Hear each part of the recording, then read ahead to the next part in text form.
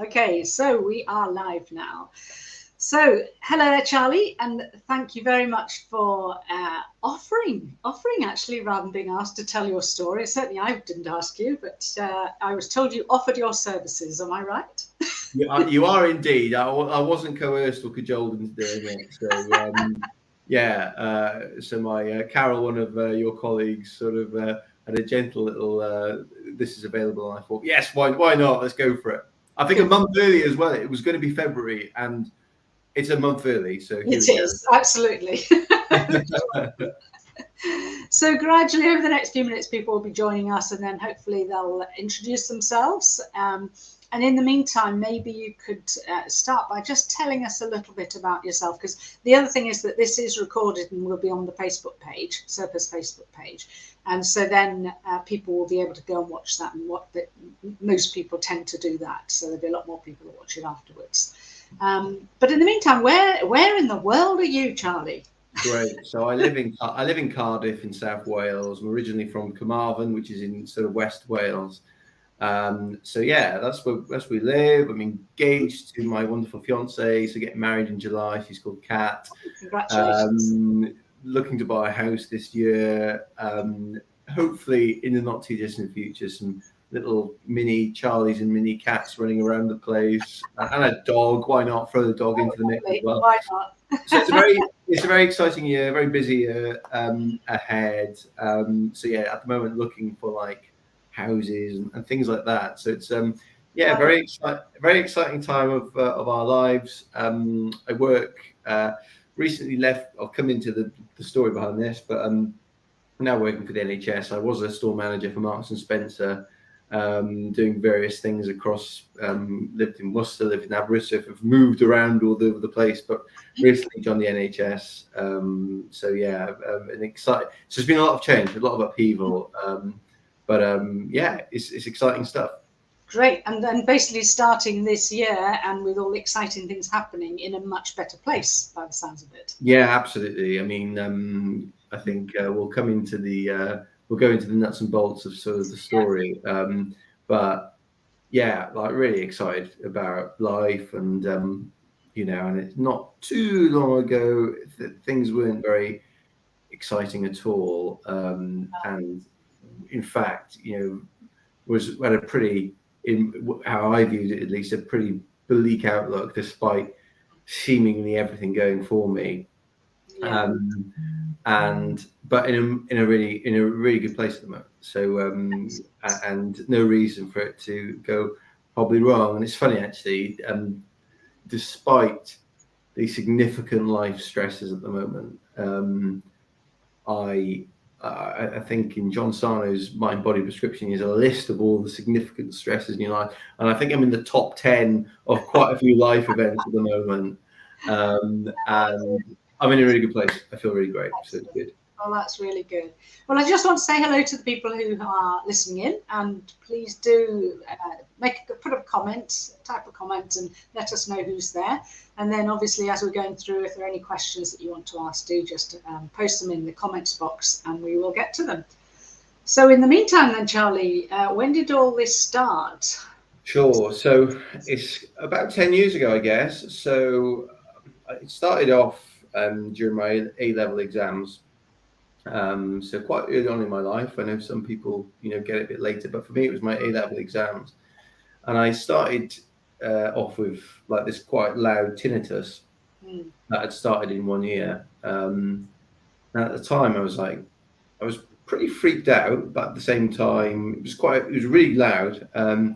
But at the same time, I thought, okay, it's just temporary. It's fine. It'll pass. And then, anyway, so I went to the doctor. It hadn't gone away after a week, but I was already at pretty freak out mode. And the doctors sort of said, sorry to be a bit graphic, but you've got loads of earwax. Let's get the syringe. Yeah. Anyway, so that got cleared. So it wasn't clearing properly with the drops. So I got it syringed. I'm not sure if you've ever had a syringe before. Oh, yes.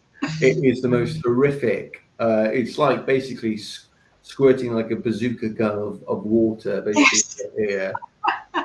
And I sort of And for me, the doctor said the earwax is causing the tinnitus.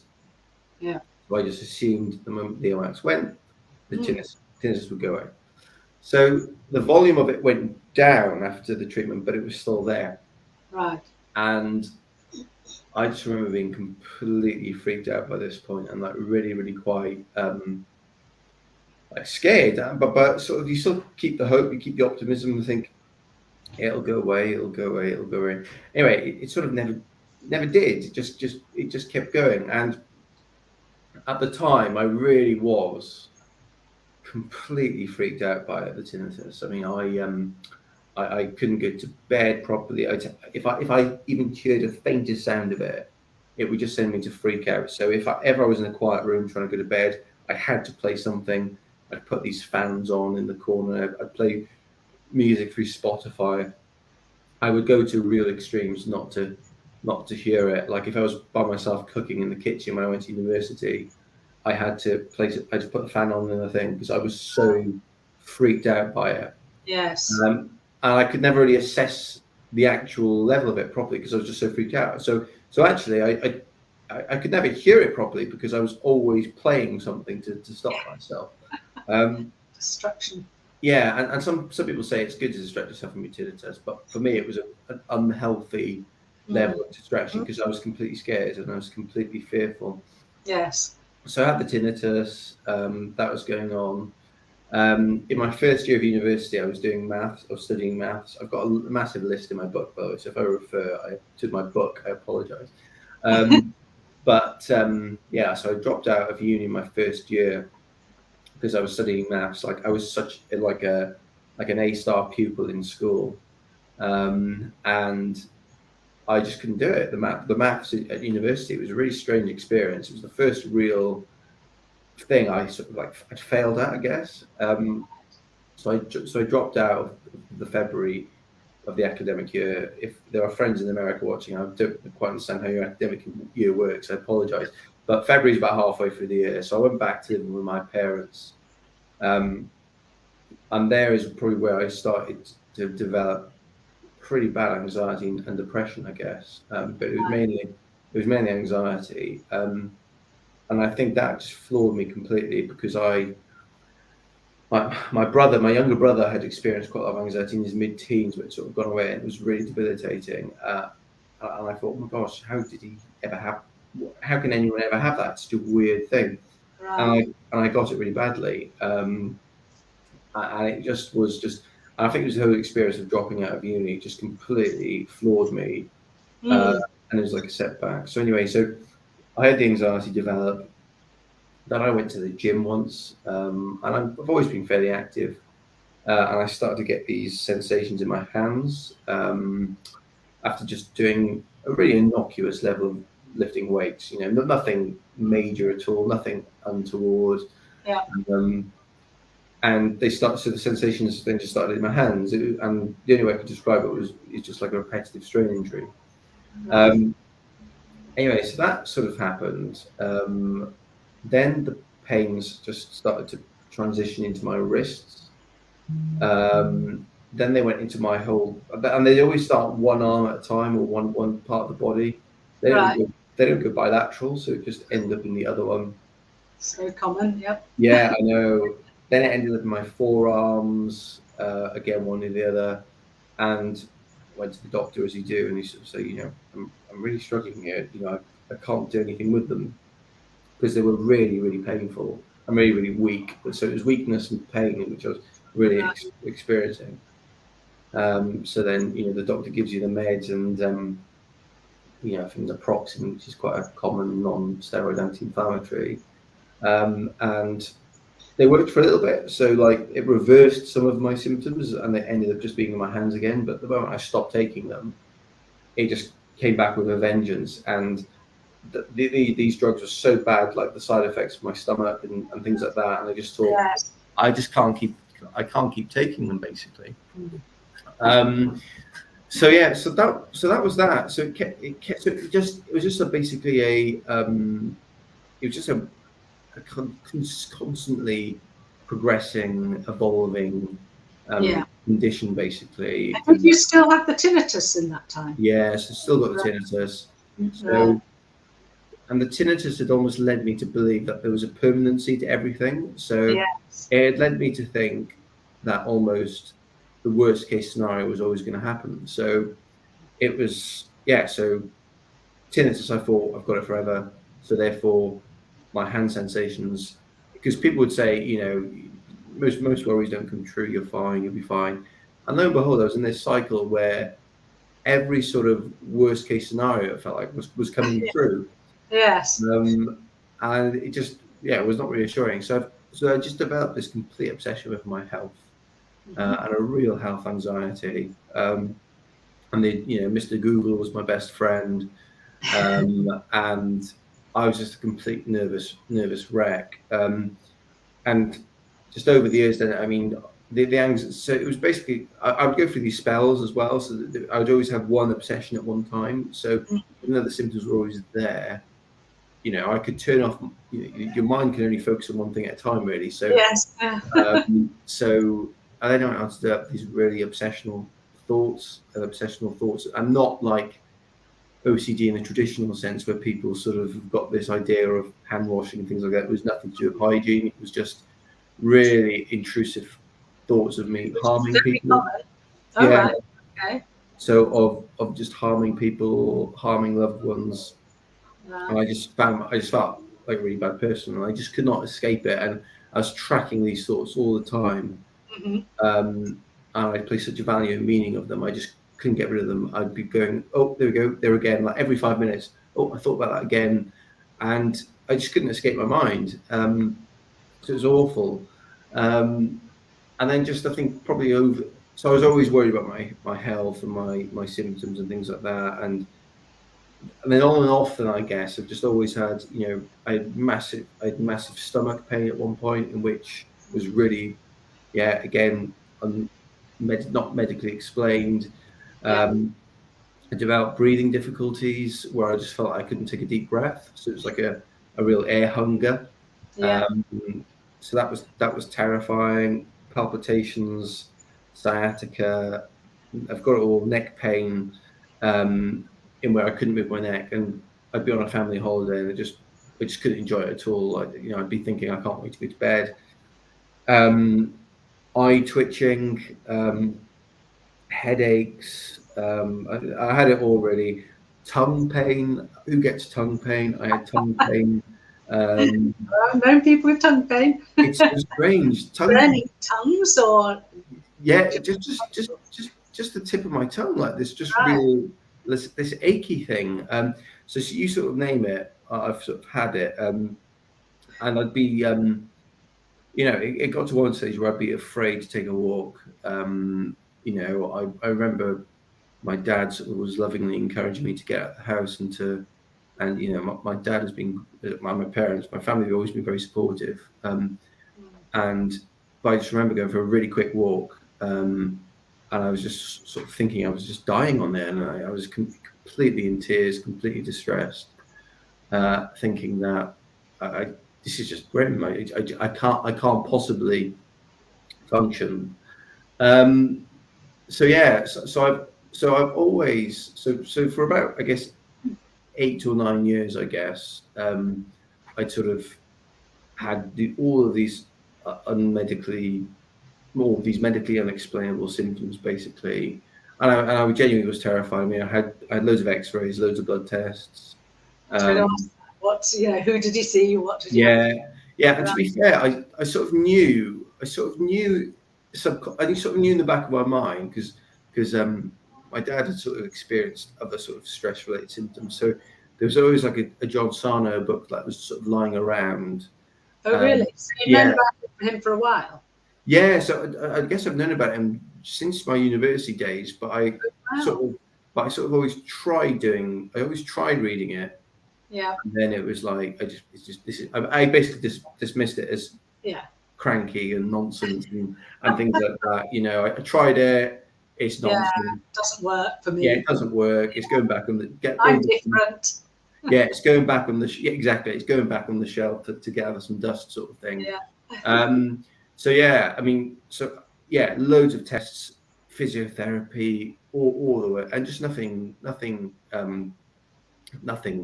worked really. Gosh, what a challenging time, and for such a long time as well. Yeah, I mean, so I managed to. It was never a situation which, some people who have mind body stuff, they end up really flawed and sort of 8 out of 10, 9 out of 10 sort of symptoms and are genuinely debilitated. I never thought myself as debilitated because I'd always find myself more in control when I was doing things. So, for example, even though my symptoms were a quote unquote repetitive strain injury, like quote unquote, because I don't think it is, but just things weren't fitting the pattern either. So my hands and arms would get better when I typed. When I lifted weights, my things would get better, but there was no real.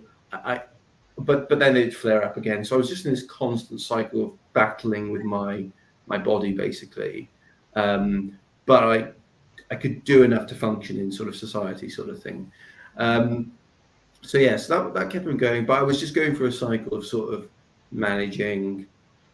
Flare up, managing flare up, and just this really awful cycle. And I but those thought patterns about my tinnitus in my hands and my arms from my late teens. I was always assuming the very worst was going to happen. Anytime any symptom came on, it was the worst is going to happen. Yes. So as I said, though, sort of functioning, albeit terrified, but functioning. I've always sort of survived, not really living my life properly, always thinking that I was going to permanently or just deteriorate, but kept going, sort of thing, kept going. And I think it was in the pandemic then in which, the novelty of the pandemic was interesting. At the beginning, when stay at home, lockdown. At the time, it was really weird. I kept going to work because I was a store manager. So it was weird, but it was sort of a bit of a novelty. It was quite exciting. Yes. Yeah. And then sort of in the summer of 2020, just my symptoms just started to really ramp up. So my tinnitus had got incredibly loud, and was elevated, and I couldn't sleep. My arm symptoms had just ratcheted up, basically, where I couldn't hold a fork, or I just I couldn't hold a fork. I couldn't lift anything. It was the first time in which I genuinely probably felt quite disabled, I guess, and I just couldn't do things. There were always times in which perhaps holding something was a bit harder than normal, but this period was a number of weeks in which I just couldn't function. That then sends the mental health, the emotions into spiral, and it's just like a vicious cycle where you just think, I just can't operate and I can't survive, and incredibly debilitating. And you sort of end up clock watching, and you think, oh, another day where I haven't got better, another day where I haven't got better, another day where I haven't got better. Yeah. So at that point, I mean, again, always the sort of mind body stuff was always in the back of my mind. But and I think around this time, I began to become aware of Dan Buglio's videos and things like that. So how I fell onto it into Facebook, I don't know. But I'd started in the months leading up to the pandemic, just starting to pick up some John Sarno again. Right. And then little had I known, since the first time I picked it up in my university years, other things had begun to emerge, I guess, online, on Facebook, on Twitter, and things like that.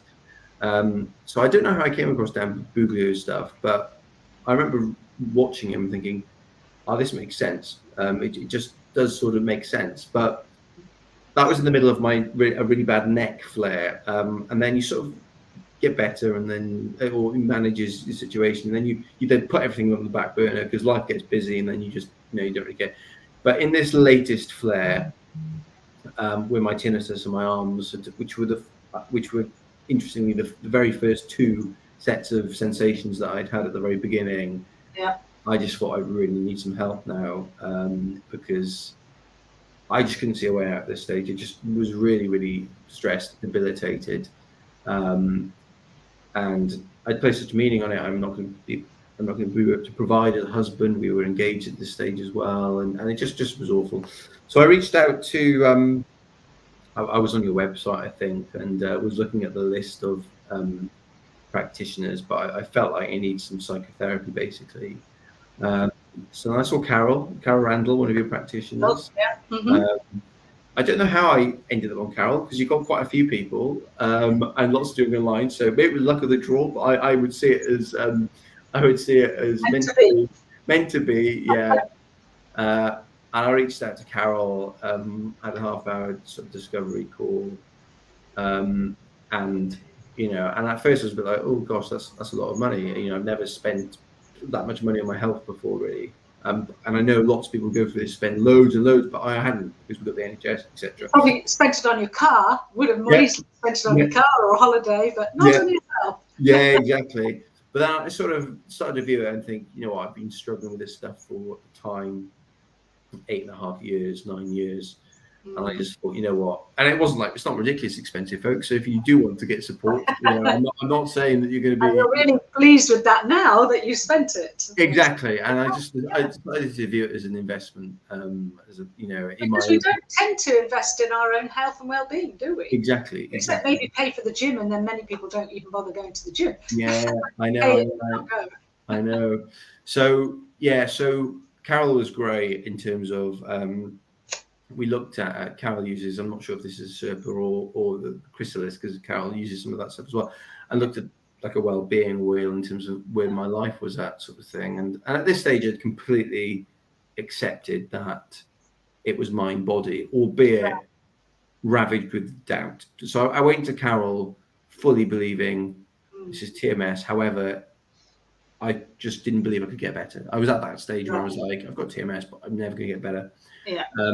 So I was quite easy to work with in that sense, but I've just got a very anxious brain anyway. So should we ask Carole whether that was the case? Yeah, exactly.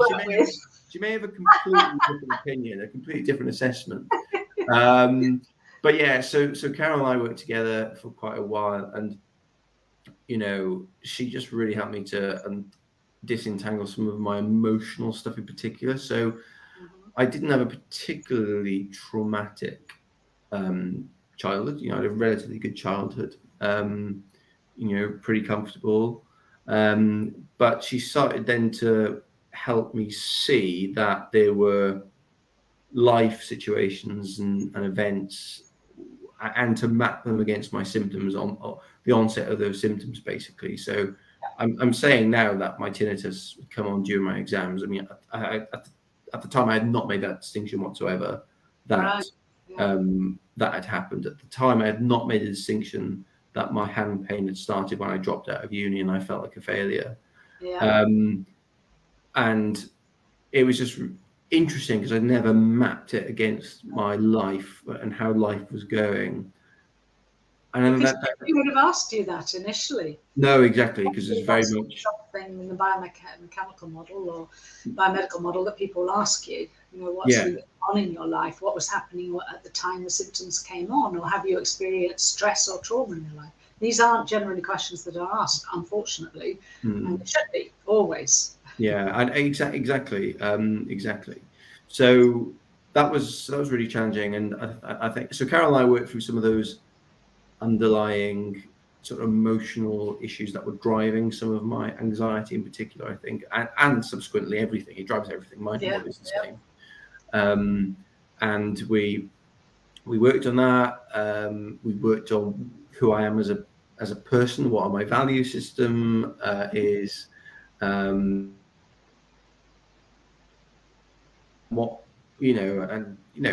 so we just looked at everything. We looked at completely holistic view, and it was refreshing because it was just an hour where we're not talking about my physical symptoms per se. Yes, we're making the link and we're getting the jigsaw piece puzzle together, but we were talking about the underlying issues. Yes. And then I just began to then, with Carole's help, then just to say, right, okay, my belief in the diagnosis kept growing because I had support, and the belief that actually these symptoms can get better.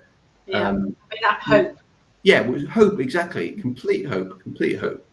And that was, Yeah, exactly. And that was beginning. So I just decided to just gently begin challenging myself again. Because at the time, completely debilitated. I would say about that time, 7 to 8 out of 10 sort of level of intensity. Right. And I just started just gradually just challenging myself to get back into things. So computer at this stage, I wasn't using it. At the midst of this pain flare, I was avoiding everything at this stage.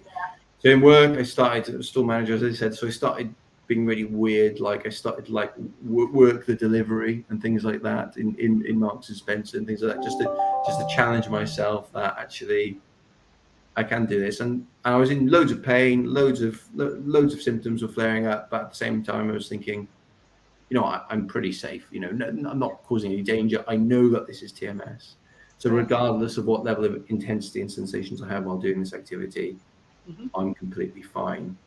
And then it was a period of which then over a good couple of months then I would say, which the symptoms just completely lowered in intensity.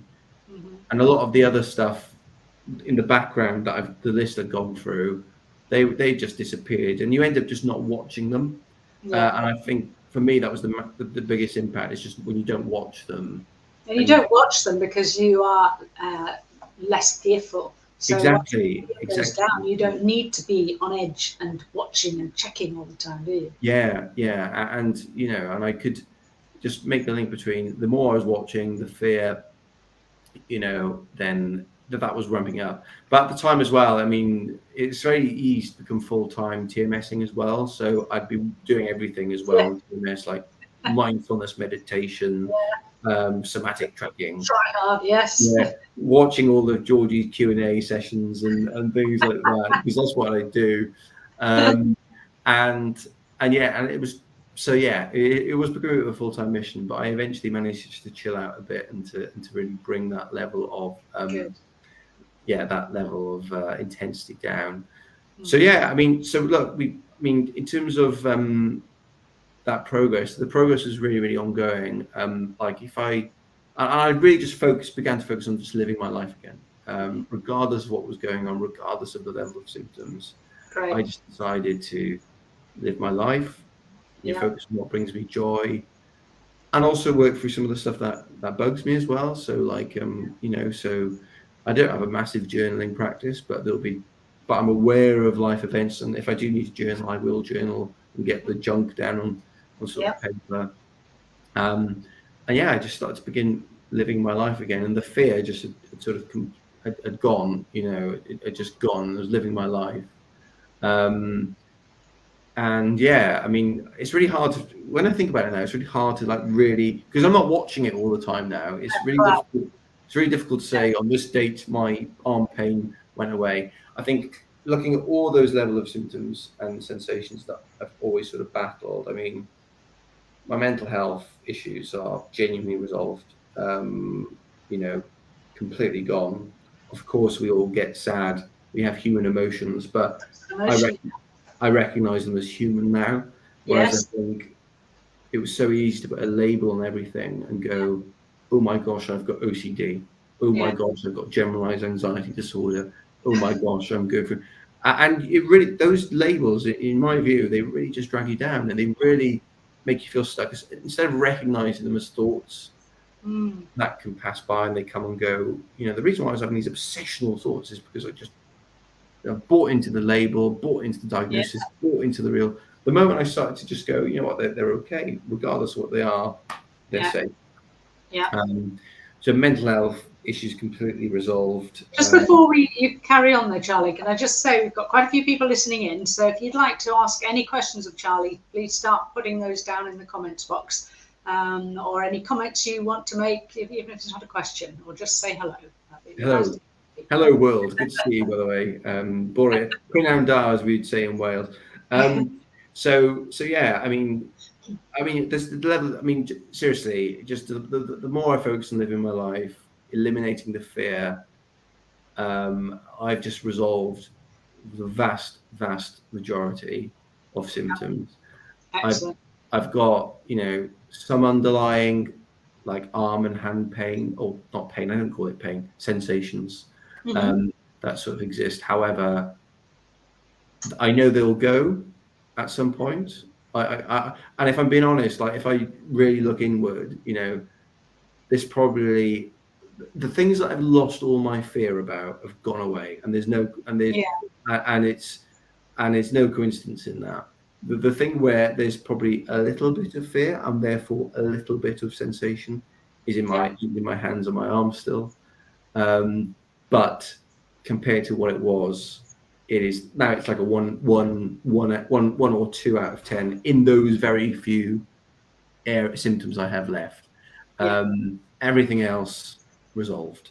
And presumably just not there all the time, coming and going, depending on the stress. Depending on stresses, exactly. You know, fun enough, even like today, because I felt in the run up to this, doing this session now, I felt like, what's the expression you use when you feel like not what is it like when you feel like a bit of a fraud and you're imposter syndrome. Imposter syndrome, yeah. So funny enough, the imposter syndrome is actually triggered a few sensations today, actually, which I find an interesting link in itself. However, just being aware of what's going on and knowing that the sensation will go again. So I presume you're talking about imposter syndrome, meaning that you still have symptoms sometimes. Yes. Right? Yeah. So basically, you're human. Yeah. Because who of us never have symptoms? And we could talk to a whole group of practitioners, and we would all say, we've had, especially the last 2 years, have been such a challenging time for everybody. But I know there's lots of people, who are physically fit and healthy and carrying on their daily life. But yes, people have had symptoms, me included. But the difference is that we don't go into the fear in relation to it. So if a symptom pops up for me, I mean, of course, if I'm perfect, then I will be, wouldn't have any symptoms, would I? Because I would be so perfectly meditating and journaling and dealing with my emotions, etc. But you know what? That's not always the case. And so a symptom is more like, oh, there's something you just need to listen to. And so if we listen to, what we call the whispers of the mind, if we listen to these whispers, like maybe the beginning of a headache or something, then we don't have to get the full blown headache if we ignore everything. Whereas now, on the whole, you don't go into fear, and if you take it as a message, then you can do something about it. Yeah, and it is literally like an epidemic of fear. The TMS and the body stuff. It is literally the level of my sensations are always related to the level of fear, or or the level of emotions that are going on and things like that. And I can quite easily now just chill out about it. It's incredible. And as I said, I'm unrestricted completely. Things that I used to avoid were playing the keyboard. That gives me great joy. Music gives me great joy. And I can do that now as much as I want. As I said, I can do my job as much as I want. And that involves, in fact, one of the sort of if I had to type, I'd always type because I needed to do it. But I was still a bit worried about it. In November, I mentioned I work for the NHS now. I took a pretty big call to basically go into a job in which I would be on my laptop quite a lot. Now, flipping heck, 2 years ago, or even a year and a half ago, that would just not be on my radar at all, because I'd feel like I'm completely debilitated to use a laptop all day in work. I enjoy using the laptop now. It's really, really strange. And yeah, it's really strange. So just when you lose the fear, just everything settles down. Sensations and symptoms, they sort of fizzle back. They just fizzle out. And I've got no doubt in when I'm stressed and when I'm tense, I still have some lingering things in the hands and the wrists and the forearms, but I can do everything I want. I can literally, I can play cricket. So I've rediscovered those childlike things that I used to do, like cricket. I'm playing football now. I'm running 10Ks. Well done. Playing music, and I'm just really excited. I'm really excited, and the mind body stuff now. It's not just it's not just a thing to you work on it, you fix, and you get better. It genuinely, I do believe, is a way of life. So I I agree. I still continue my mindfulness practice. I still take deep walks in nature. I still do somatic tracking, Mhm. because when those times where a little bit does come on, it helps me just address Yeah. that as well.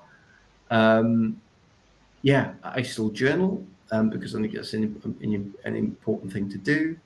I think what you're pointing out here, Charlie, is that this is an ongoing process because we are who we are. We've had the experiences we've had.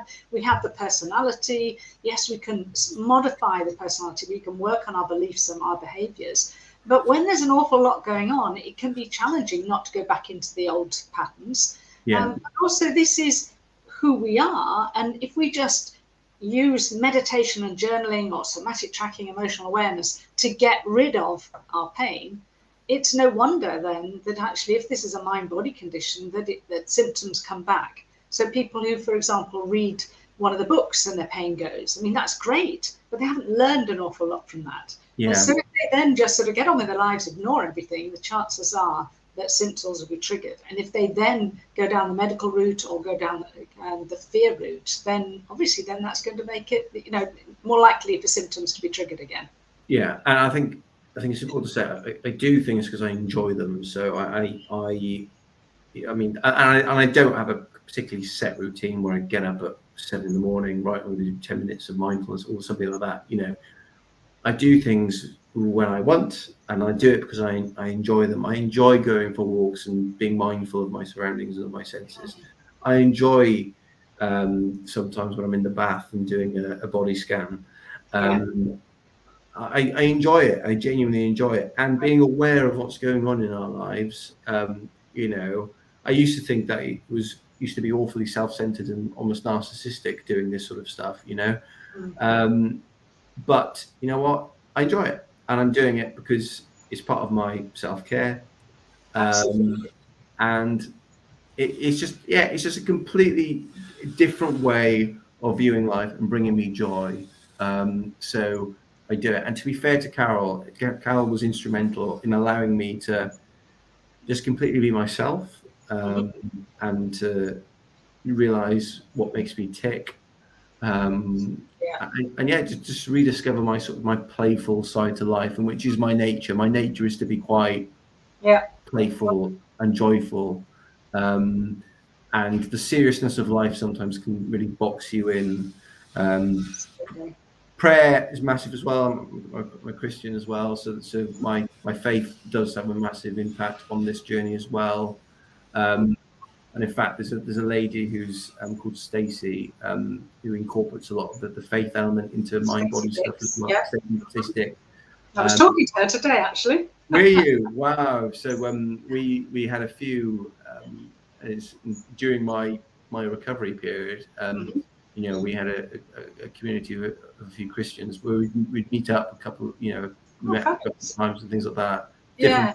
Different parts of the world, and that's just brought a different dimension again. And I think as well. I think at the time, I thought my faith in this work was like a something that couldn't be combined as well. So I think a lot of my ideology and my belief systems, I guess, I think the reason why I was pushing this work away a little bit is because I thought that there was no Yes. they couldn't be reconciled I've come basically. across that before with patients. Have Yeah. you? Yeah. Yes. Yeah.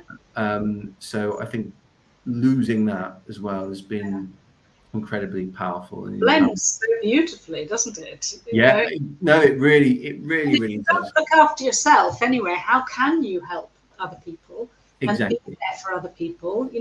I'm sure you are a much more fun, helpful partner now to your fiance with Yeah. the work that you've done on yourself, which now means that you are able to do Yeah, so much exactly. more with her, for her. Yeah, exactly. And I mean, just apologies. I'm only going to one point on my faith. One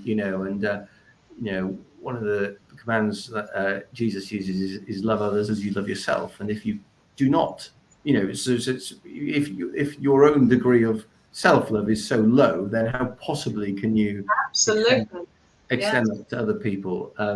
So yeah, it's been a great journey. And as I said, it just doesn't feel like it's extraordinary. It is extraordinary. I mean, for example, I was playing in a band for the first time. I just taken this up a week and a half ago or so, and after it, I developed ringing in my ears again, and usually freak out. Oh my gosh, this is awful. Well, it went within a couple of hours, and that was a rehearsal. In the actual sort of band time, it was there for much longer. It was much louder. No symptoms whatsoever. No sensations whatsoever. So for me, it's like new environments as well, like old things in which I thought would trigger me before. Yeah. Alan Gordon talks a lot about learned behaviors and learned patterns of sensations, and for me, it just applies big time. So yeah, it's fascinating. So the whole process has been really rich and really rewarding. And I think hearing success stories as well is so empowering. I mean, I know you had is it Alicia or Alicia? Elisa. Elisa, she was struggling with hand and arm things, repetitive strain injury. Alicia Banton, I think, in America. Yes, Batson, yeah. And really, when you're in a real pit of despair, listening to some of that stuff, I remember in that period, it was even before I started seeing Carole, just after, I'd listened to that, this equivalent thing, and it gave me more hope again, and it just really does. So I think anytime someone shares your success, big or small, just keep sharing it, because it really does encourage people. And it encourages people out there who don't yet know about this mind-body thing as well. And it brings other people into that place as well. It's really empowering. So my encouragement is just to keep going, because I'm excited. I've seen the benefits in my life, but I only saw the benefits in my life because other people were sharing as well. Yes, absolutely. Well, Caroline is saying your story is going to give so many people hope that recovery is possible. So great to see you looking so well and happy. Absolutely. Thanks, Caroline. Boom. So that was Carole. Wonderful. And then Caroline said hello as well. The CRCR confused me there. So nice to see you here, Carole. And Caroline, of course, who's another practitioner. Susie is saying whispers of the mind is a great phrase. I love that. It's like sort of just the whispers, and then if you ignore them, the body shouts. You end up being shouted at. And Susie says, thank you for sharing your story, Charlie. Pleasure, Susie. Pleasure. No, it genuinely is transformative. It's transformative stuff. And before the course started, we were talking about my new role is sort of working in the NHS, working on long COVID and things like that. And it's there are obviously lots of similarities between long COVID and this mind-body stuff as well. And it's just a really exciting. And that gives me purpose. I would not have left my job in Marks and Spencer, as much as I was enjoying it, if it wasn't for being involved in this journey. And that was a massive life decision. And I just felt completely at ease and at peace about it, because I just knew I could do it. It genuinely has been a phenomenal experience. And as I said, the work continues, not because I must do it, but because I enjoy doing it. It's part of my self-care routine. And it's worth it when you can then enjoy your life with so much joy, as you keep saying. And I love that. So I noticed it a while back, you said joy a few times. And I bet there weren't many times when you felt joy in the previous few years. And part of this is about not just getting over the fear, but actually, as you mentioned before, looking at the balance in your life and finding things that are joyful, that are fun to do, playful to do. Because that in itself will help you move towards that and feel better in yourself. I think just one of the things that just everyone is completely different. So I think a lot of people sometimes have a very prescriptive way of doing things. It took me quite a lot of time to work out what was what was that little combination really? A bit of trial and error here or there. Okay, that doesn't particularly work for me, so I'm going to try something different. And I think it's just recognizing that we're all individuals and that everyone is completely unique, which is amazing and fascinating.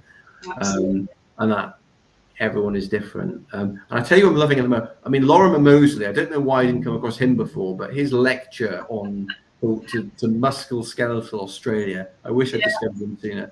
Because funny enough, when I started this, when I started the new job, and I went back to see Carole, and this was the first time in like probably a year, I had a new flare up and it emerged. And then it's so funny how easy the mind can default to the old way of being. It's a habit. It's so strange. So I'd like developed these weird sensations in my shoulder, and my arm was just completely gone, and it was a very different sensation of my arm going, and that was scary. But it's just so easy to bounce back now if something happens, but Lorimer Moseley in this latest flare, I discovered his lecture and I was just like, why didn't I hear about this guy before? Like, he's so good. But no, like, credit to all you guys in the field, Georgie, Carole, everyone who's committed to this stuff, because it really is, I was never in a situation in which, I was completely in despair that I didn't want to live or anything like that. However, people like yourselves are really giving people hope that they can recover, and the world is waking up to it as well, which is quite exciting. It's been like a very slow slumber that people are emerging from, but finally in 2022 people are beginning to wake up, and it's really exciting. So thank you to you being the pioneers in the field. Well, we're doing it because we're passionate about the work as well. But I think it's good for people to see that, yes, some people can read a book and recover, but that's not necessarily going to be the best thing for everybody, and that some people do need support and guidance, and that it can take time, as it did for you. So I would say shout out to everybody that's been around and supported and guided you, and provided resources to help you, and especially obviously Carole Randell. And I would look at some of these YouTube comments. So I would always look at like RSI success stories on YouTube, and there's some fabulous things there. And then you'd see all these comments on YouTube going, I just watched this, I just read healing back pain and I got better straight away. I think, how do you do that? How do you get better? It makes it so frustrating for people who don't. I know. I'm just thinking, well, congratulations, but how do I get out? Yes, absolutely. And I think it just requires patience. But I think at the back, you've always just got to have in mind, even in the middle of recovery, even in the ups and downs, because I've had so many peaks and troughs in this process. But you clearly learned from those as well. No, seriously. I mean, any time I get any sort of sensation, because when I say I had health anxiety, I was completely freaked out by anything, by a normal sensation after eating, indigestion. I was completely freaked out by everything.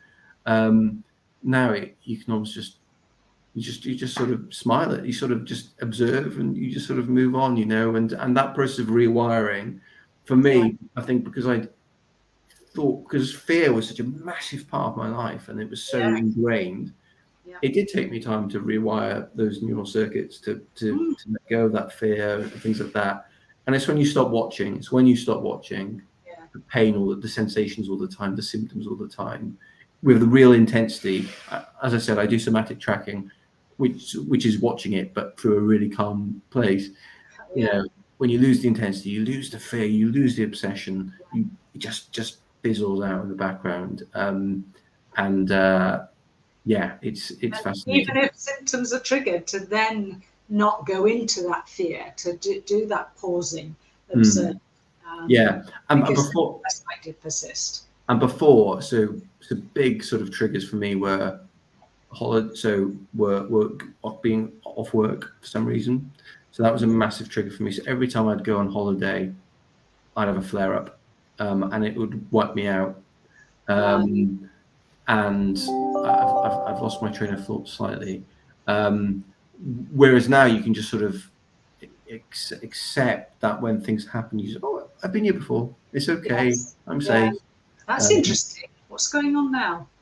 yeah, exactly. You just sort of, yeah, and you just be more inquisitive, and that, and it may feel for anyone out there as well that when it's happening that when you begin to apply some of these practices and you begin to apply some of these exercises, I remember doing it and then going, "Oh, I've just descended into just absolute despair again," and things like that. And just I think it's just a reassuring word that just the more you do, just little by little, Yeah. it will just begin to become more dominant in your way of thinking and in your life and things like that. So just rather than doing things dependent on the outcome. So exactly. to get rid of the pain, there's too much pressure there. That's not going to work. Exactly. That was the point I was making about the holiday. So when things like that happened, it used to ruin my holiday. When things like that. In my recovery, because I was still getting lots of those peaks and troughs in the recovery process. But what I was starting to notice is that even though the sensations had ramped up, it wasn't ruining my holiday anymore. It was like I was just, it was okay, it's uncomfortable, it's not the best, and you know what? I mean, before during when I started my new job, and as I said, it really ramped up, and I'd seen Carole for some reassurance, because it's so funny how doubt can quickly just take over again. The real thing for me was that the sensations had come on. I was calm-ish about it, not completely calm, but ish. Hence why I saw Carole. And I remember going with my fiance, went to the wedding venue to try the different foods for our wedding, basically. And I love my food. I was so invested in this evening, in my partner and things like that. The symptoms have just gone completely, completely gone. And you just get these little reminders over and over again that, oh, I know what you're doing. So yeah, it's great. Thank you, Lindsay and Susie, by the way, for your comments. Yeah, I was about to say that. So Lucy's been through a similar journey. It's a fab feeling, so empowering. And this is wonderful, Lindsay. You have so much joy in your life as well. Congratulations. And yeah, Susie, I think it's a journey giving up who you think you should be and stepping into who you really are. Absolutely. Becoming more authentic and being allowed to be authentic. Yeah, and for me, that was massive for me, in terms of, I'd always felt like a bit of an odd person in terms of my personality. I'm a little bit weird, basically, which is quite funny. But I'd always put a mask on, I think, in terms of, I was, with my family, who I could be completely comfortable with. I could be myself, and they still think I'm wonderfully weird. But what I started doing in this process is, in work and things like that, not completely not being so weird that you're unprofessional, obviously, but I started being, I think, truly myself, in my work, in all of my social situations. And as I said, my default position is to be really playful, really fun, and it just allows you to, by doing this work, it's almost independent of the sensations in the end, because this is about becoming who you are, and really living life properly according to who you are. And then it's amazing how the symptoms just become, they're no longer number one priority. And for me, for 8 years, my sensations, my symptoms, my health was number one priority. I was completely obsessed. And then during the period of recovery and just knowing what's going on, probably, the level of symptoms and sensations for a while in my recovery period was still exactly the same, but suddenly you didn't identify yourself with them. In priority, no longer focusing on it, and it just sort of needs to fizzle out. So so you didn't identify with them as part of you, and you were able to separate yourself from. There's exactly. There's a separation from being really part of your identity, and every little health label I had was part of me. And you bring separation, you can just sort of observe it as being separate. It's not who you are. You're not defined by your condition or your symptoms or sensations. And also, even if you do have those symptoms, it genuinely is just your mind. You know, it's TMS. And that was hard for me. I must admit, I think in university, when I first heard about Dr. Sarno, I think one of the things that was putting me off a little bit is because I couldn't shake off the thing where I thought he was thinking it's in my head a little bit at the time. Yes. Yeah. He obviously isn't saying that, but when you're in complete distress, it's quite hard. And having someone like Carole in this instance, you know, for someone who, she was genuinely the first person who, probably she's going to be blushing now if she's watching, but you know, I'd had support from a mental health before, but because Carole was the first person who knew everything, she was the first person. Yeah, she was the first person I could talk to, who just knew exactly what was going on. And that's not to say I didn't have loads of support from my family and everyone. They're genuinely amazing. But when someone's been through it, been there, it's got that lived experience, you know, it's just massively empowering and beneficial and supportive. So and with skills to help you out of it as well. Exactly. So keep going, folks. I hope it provides some level of hope, I guess. That's what I'm sure you will have provided a lot of people with hope, Charlie, and I really appreciate you doing this with me, because it's, as you've found yourself, it's so powerful and empowering for people to listen to recovery stories. So congratulations on your journey so far. And there you are, as Karen says, inspirational. Thanks, Charlie. So thank you all for listening. And as I said earlier, there'll be many more listening in after that, and to the recording. So thank you again, Charlie. Keep going, folks. You'll get there. Boom. Thank you. Bye, everybody.